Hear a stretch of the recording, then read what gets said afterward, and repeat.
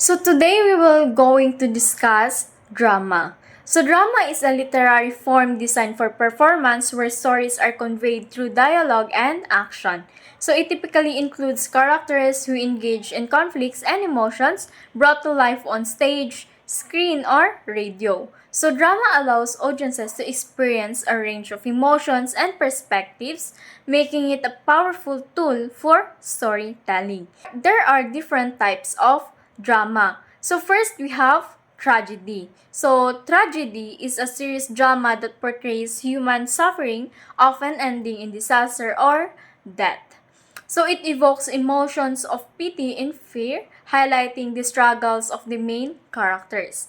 So an example of this is the Romeo and Juliet by William Shakespeare. So it is a tragic love story of two young lovers from feuding families ending in their ultimately deaths. Next, we have the comedy. So it is a humorous and entertaining drama that usually ends happily.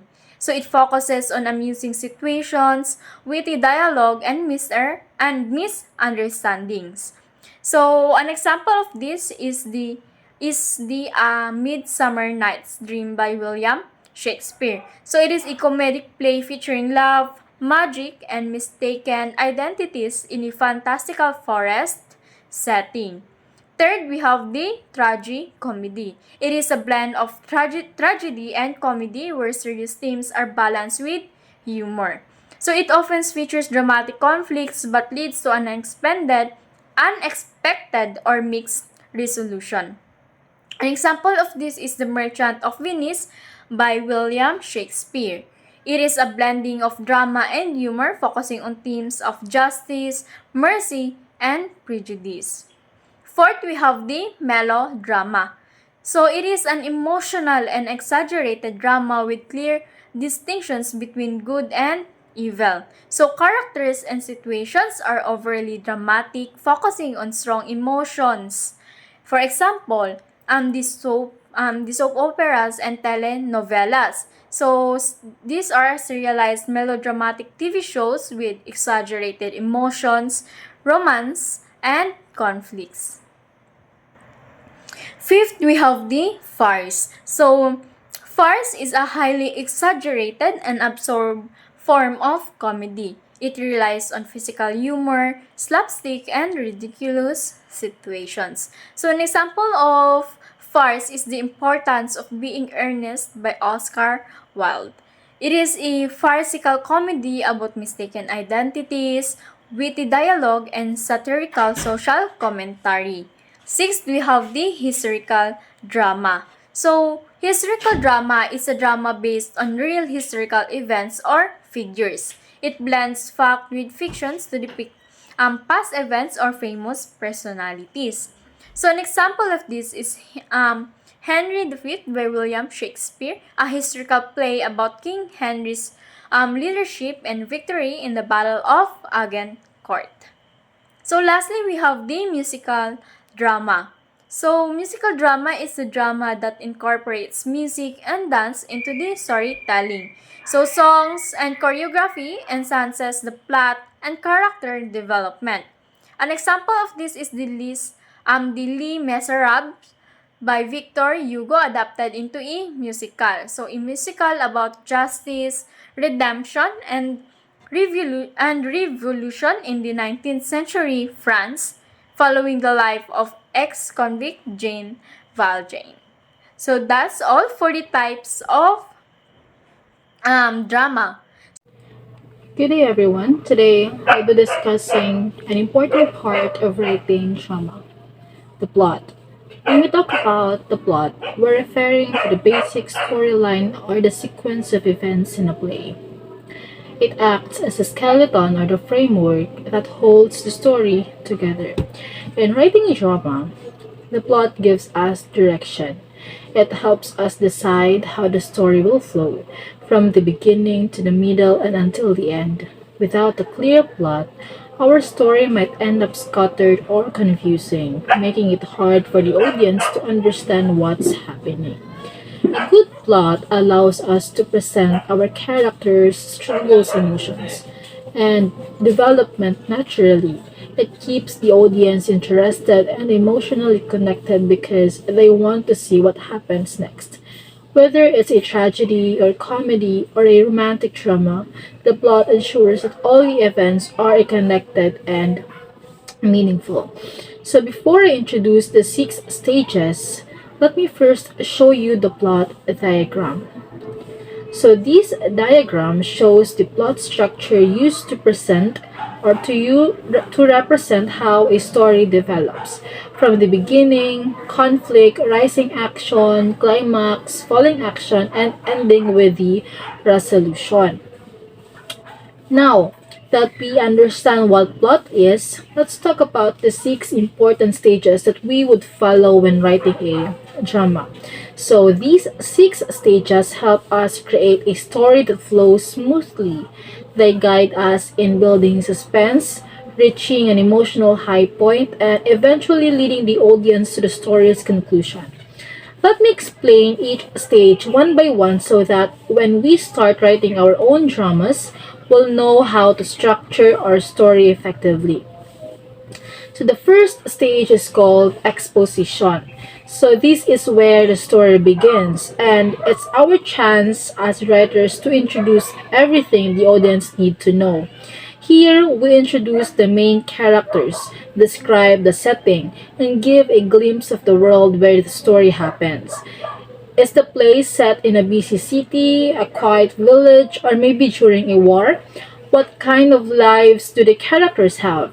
These details are very important because they help the audience imagine the scenes in their minds. The exposition also sets the tone or mood of the play, whether it's serious, light, or mysterious.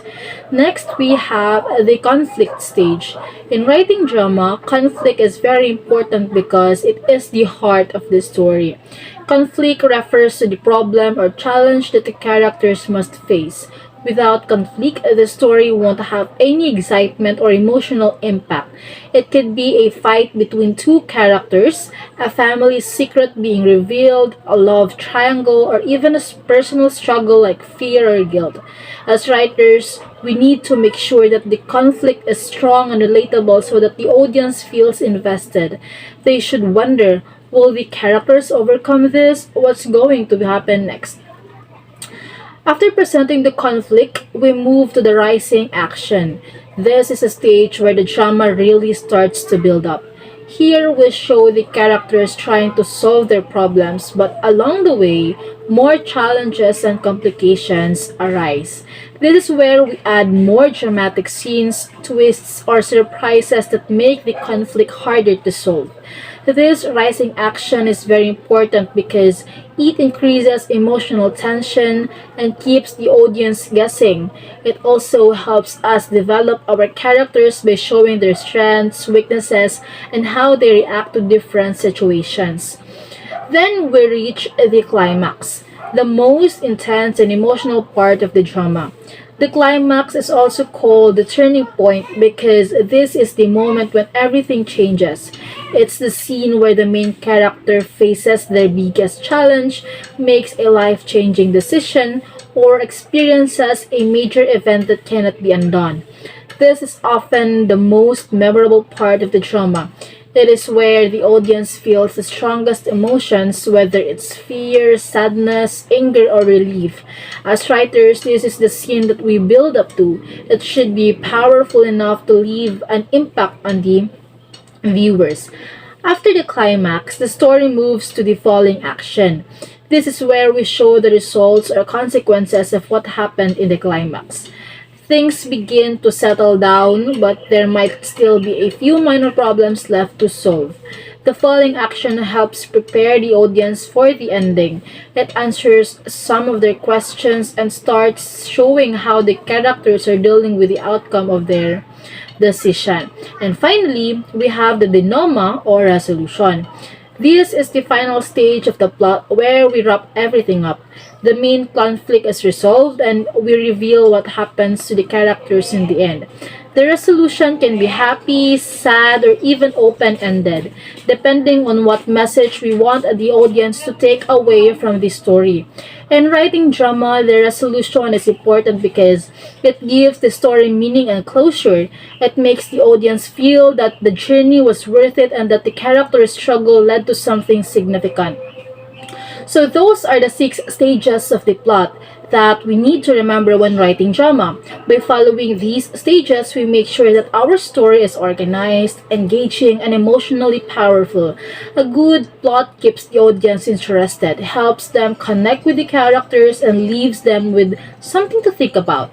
Remember, the plot is not just a random series of events. It's a carefully designated journey that guides the audience from the start to finish. Next report here, please.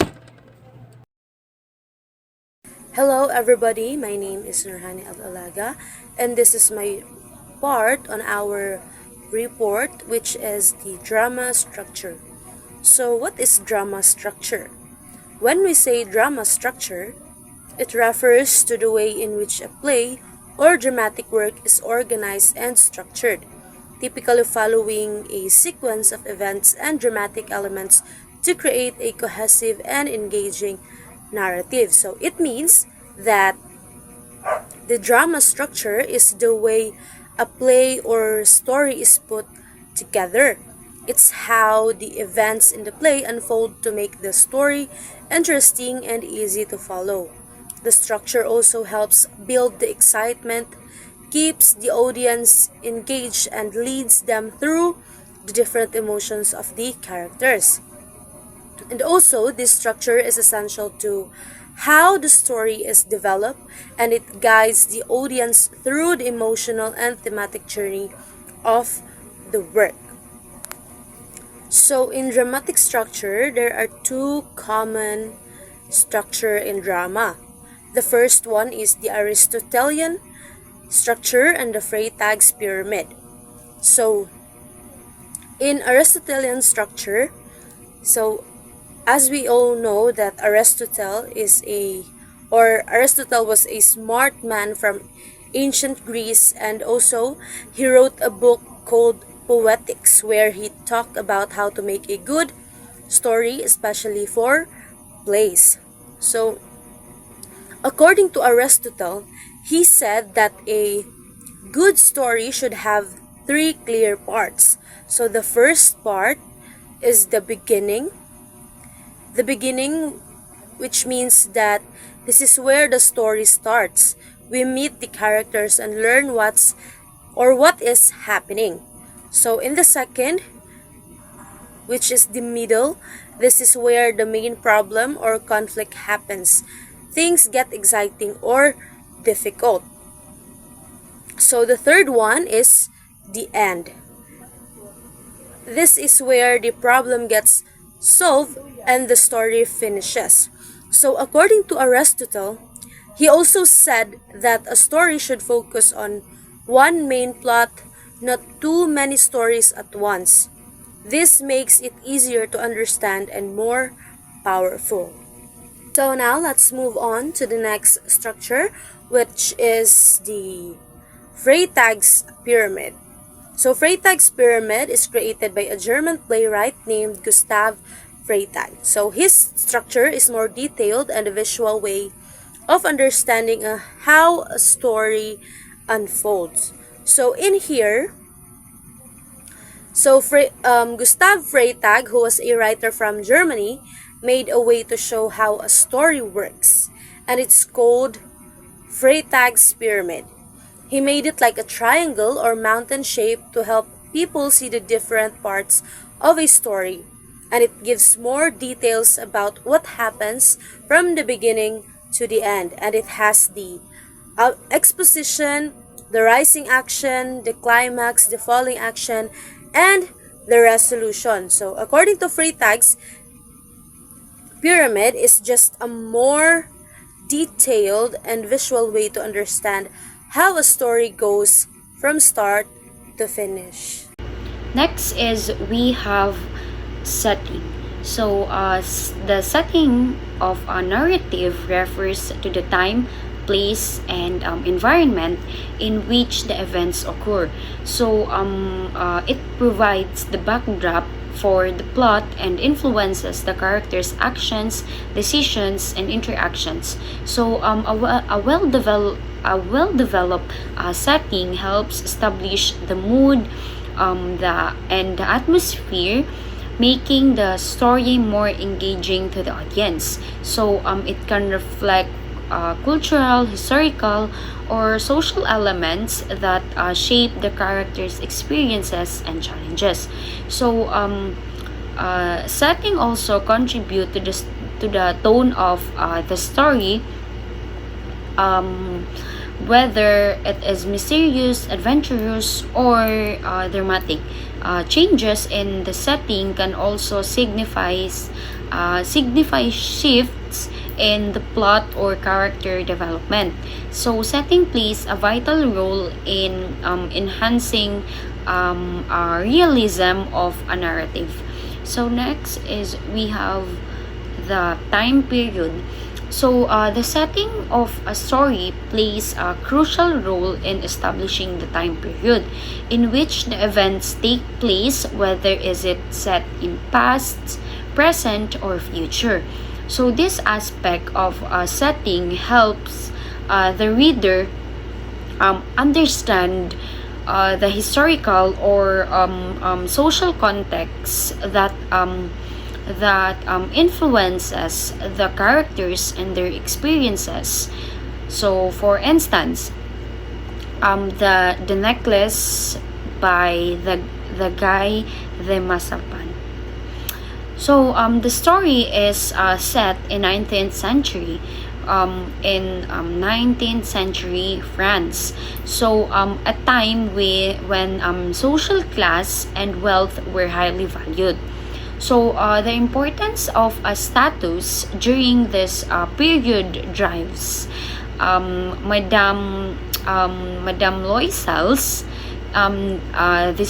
dissatisfaction with her modest life and fuels her desire to appear wealthy. So, by providing a specific time frame, the setting allows our readers to visualize the norms, values, and traditions that shape the story. So, it also helps in creating authenticity, making the narrative more believable and immersive. So, without a clear time period, the story might lack of depth and fail to convey its intended message effectively. So, next is we have the location. So, the setting also defines the location where the events take place, whether it is a city, a village, school, or even fantasy world. So, in the necklace, the story take place in Paris.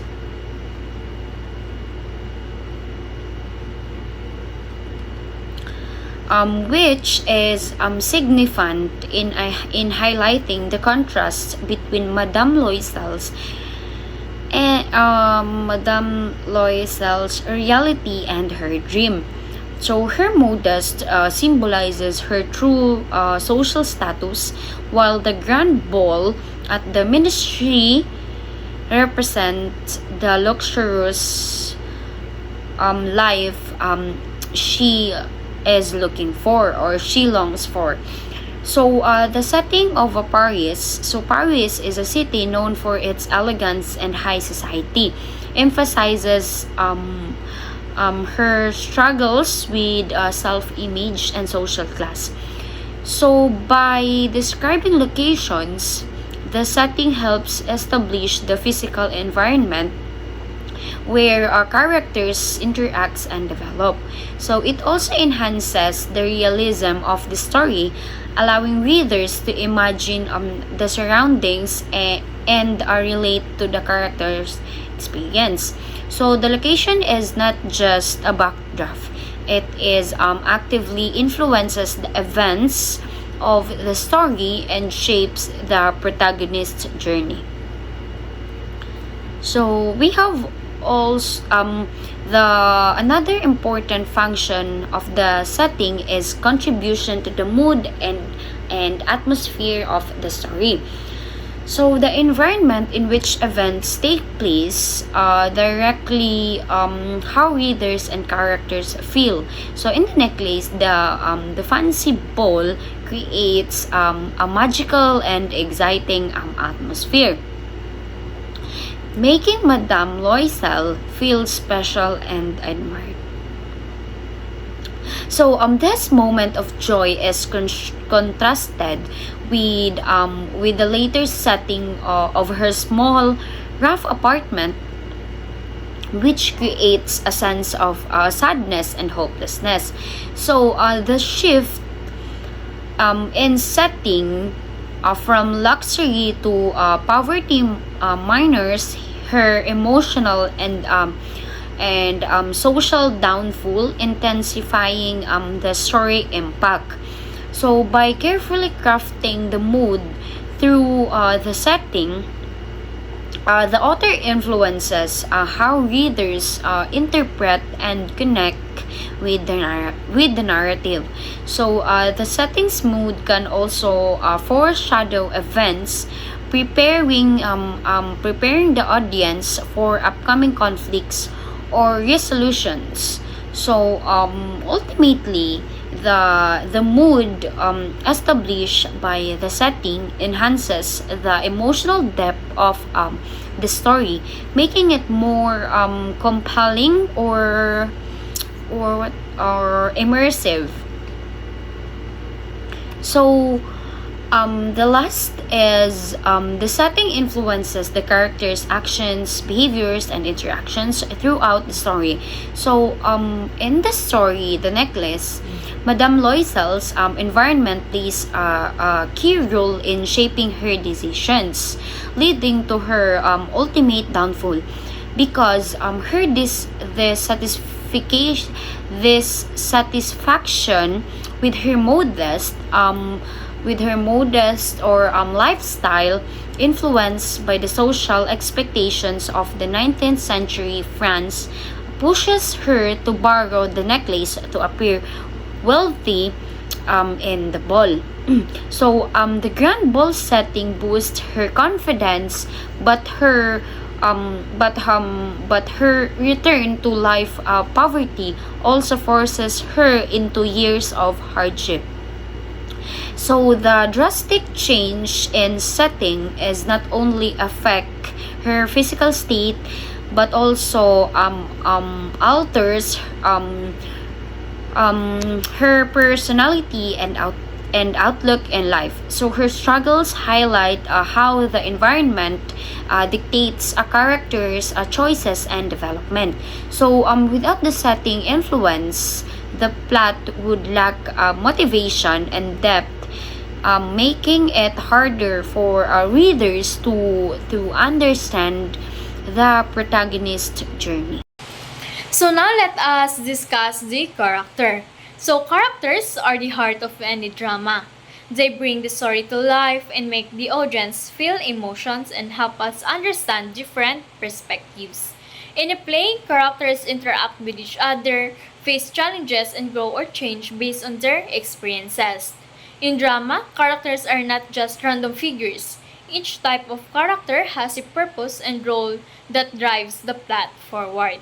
So let's take a deeper look at the types of characters found in drama. First, we have the protagonist or the main character, the one that the story follows. So the protagonist is the most important character in the drama. They are the center of the story and their experiences shape the plot. The protagonist faces a main conflict which could be against another person or external conflict or their own inner struggles or the internal conflict. The protagonist is not always a hero or a good character.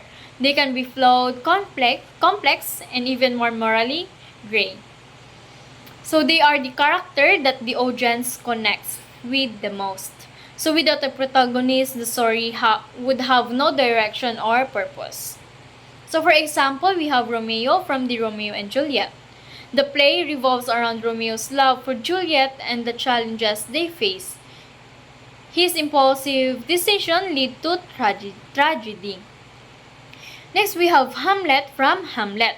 So he is a prince who struggled with revenge, betrayal, and his own doubts. So his internal conflict makes him a deep and interesting character.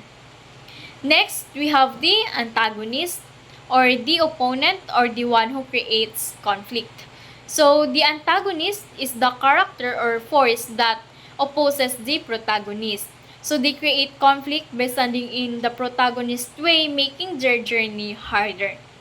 The antagonist is not always evil. Sometimes they have valid reasons for their actions. Antagonists challenge the protagonist, forcing them to grow or change. The antagonist's action also drive the story forward by creating tension. For example, we have Tybalt from Romeo and Juliet. He is Juliet's cousin who hates Romeo and acts aggressively, which causes major conflict. Third, we have the deuteragonist, or the second most important character, the sidekick or rival. So the deuteragonist is the second most important character in the drama. They may help or challenge the protagonist. So they add depth into the story by offering a different perspective. They can be the best friend, a rival, a mentor, or even a love interest. So sometimes they act as a mirror to the protagonist, showing what they could become. Example, Mercutio from Romeo and Juliet. He is Romeo's best friend who provides humor and wisdom but dies tragically. Next, we have Horatio from Hamlet. He is Hamlet's trusted friend who stays loyal throughout the play. Fourth, we have the foil character, or the opposite, or the highlight, or the one that highlights the protagonist's qualities. So a foil character is the one who is the opposite of the protagonist in terms of personality, decision, or values. So their difference highlights the protagonist's strength and weaknesses. They also help the audience to see the contrast between two ways of thinking or acting. A foil character does not have to be an enemy. They can be a friend, sibling, or a rival. For example, we have Laertes versus Hamlet in the Hamlet. So both of them lose their fathers, but Laertes takes quick revenge while Hamlet hesitates. Another example, we have Macduff versus Macbeth in the Macbeth. So Macbeth becomes corrupt, but Macduff, he remains noble. So a foil character helps the audience understand the protagonist better by showing what they could have become. Next, we have the confidant, or the trustworthy friend, the one who listens to the protagonist's secret. So a confidant is a character the protagonist trusts and shares their thoughts with. So they reveal the protagonist's inner thoughts and emotions. They also offer advice, but they don't always influence the story directly. The confidant helps the audience connect with the protagonist. For example, the nurse in the Romeo and Juliet, who acts as Juliet's mother figure and helps her with love advice. We also have Horatio from Hamlet. He is Hamlet's most loyal friend who listens to his struggles. So confidence helps the audience see the protagonist's emotion more clearly. Next character, we have the tragic hero. So a great person with a fatal flaw. So their own mistakes causes their downfall. A tragic hero is a noble character who makes a fatal mistake. A tragic flaw that leads to their downfall. So they often start as honorable but made a bad choice that destroys them. Their downfall is meant to teach a lesson to the audience. For example, Macbeth from Macbeth. His ambition makes him commit murder, leading to his death. Next, we have Oedipus in the Oedipus Rex. So his arrogance causes him to unknowingly marry his mother and fulfill a prophecy. So tragic heroes show how human weakness can lead to disaster. Next, we have the static character. So static character does not change throughout the drama. For example, Tybalt from Romeo and Juliet. He remains aggressive and vengeful from the start to finish. Next, we have the dynamic character. So dynamic character grows and changes due to events in this story. For example, Brutus in the Julius Caesar. So Brutus changes from loyal to conflicted and regretful. Next example, we have Romeo. So Romeo becomes more reckless and desperate over time in the story. So a dynamic character makes the story feel real, while a static character keeps it stable. Next, we have stock character. So stock character is the familiar character or the one we see in many plays. So a stock character is a stereotypical character type used in many dramas. For example, a wise mentor. We have Friar Lawrence in Romeo and Juliet. So he is an older experienced character who guides the protagonist. Next, we have the fool. So this character who seems silly but may have a hidden wisdom. So stock characters make the story familiar and easy to understand. They are common in drama because they are instantly recognizable. So while characters often fit into one category, many overlap and play multiple roles in a story. For example, Macbeth is both protagonist and a tragic hero, while Creon in Antigone is both an antagonist and a deuteragonist. So understanding these overlaps help us see characters as more complex and realistic. So that will be all for the character. So, dialogue. Dialogue referring to the words written by the playwright and spoken by the characters in the play. The dialogue helps moves the action of the play along. So, there is a definition from a various forms of dialogue. First is soliloquy and second is aside. So, soliloquy is when a character that is typically alone on stage delivers a long speech, which is called a soliloquy. Emotions and innermost thoughts of the character are revealed in a soliloquy. While the aside is when this is spoken by a character to another character or to the audience, but is it not heard by the other characters on stage? Asides reveal what a character is thinking or feeling. So, soliloquy is a literary device in the form of a speech or monologue spoken by a single character in a theatrical play or drama. So, the purpose of soliloquy is for the character to express their inner thoughts and feelings that are not intended to be heard or known by the other characters in the play or the audience members, while the aside is a short comment or speech that a character delivers directly to the audience or to himself, while other actors on the stage appear not to hear. Only the audience knows that the character has said something to them.